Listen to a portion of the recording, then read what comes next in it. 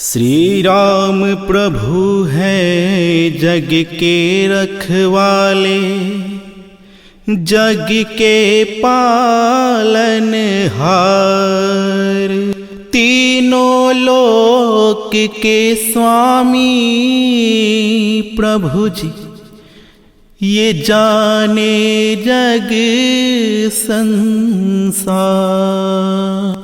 ये जाने जग संसार।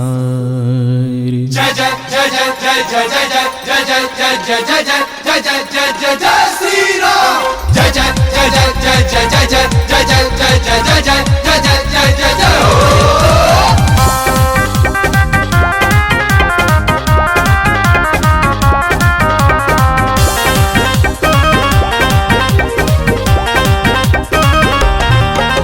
अयोध्या जिनका धाम है उनका नाम राम धनुधारी। जय श्री राम।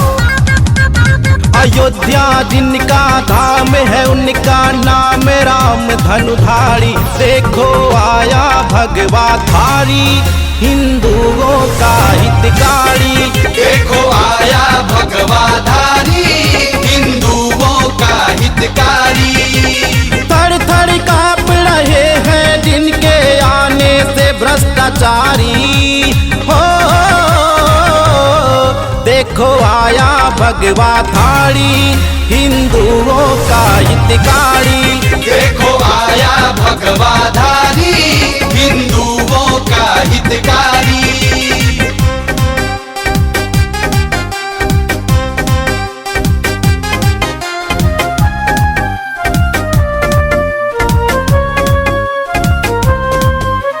दिल में धधकती आग है, दिल में धधकती आग है।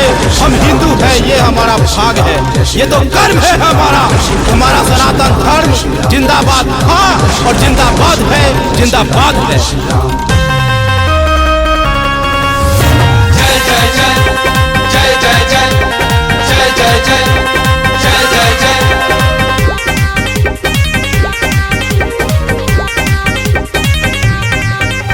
जय श्री राम। हर जुबा पे राम का नाम है, सबके रक्षक श्री राम है। हर जुबा पे राम का नाम है, सबके रक्षक श्री राम है। ना भूख लगे ना प्यास लगे, बस राम नाम ही खास लगे। हर एक भगवा रंग में रंगा भारत का नर नारी। हो देखो आया भगवा धारी, हिंदुओं का हितकारी। देखो आया भगवा धारी, हिंदुओं का हितकारी।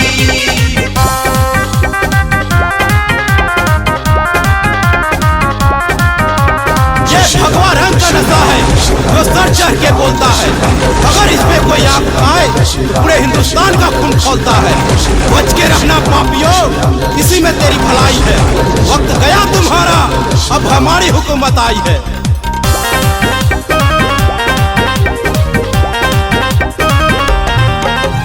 जय श्री राम। दुश्मनों के छक्के छुड़ाना है, भगवा धारी बन जाना है। दुश्मनों के छक्के छुड़ाना है, भगवा धारी बन जाना है।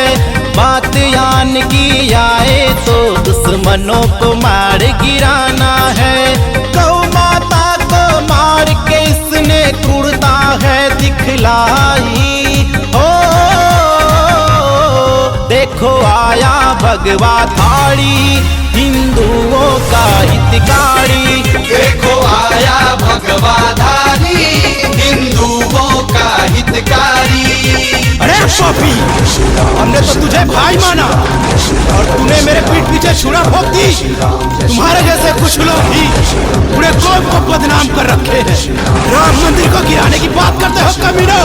हद तेरी, कदम बढ़ा के तो देख, नाम बदल देना मेरा अगर मैंने तेरे पिछवाड़े में छह न ठोक दी। देखो आया भगवा धारी, हिंदुओं का हितकारी।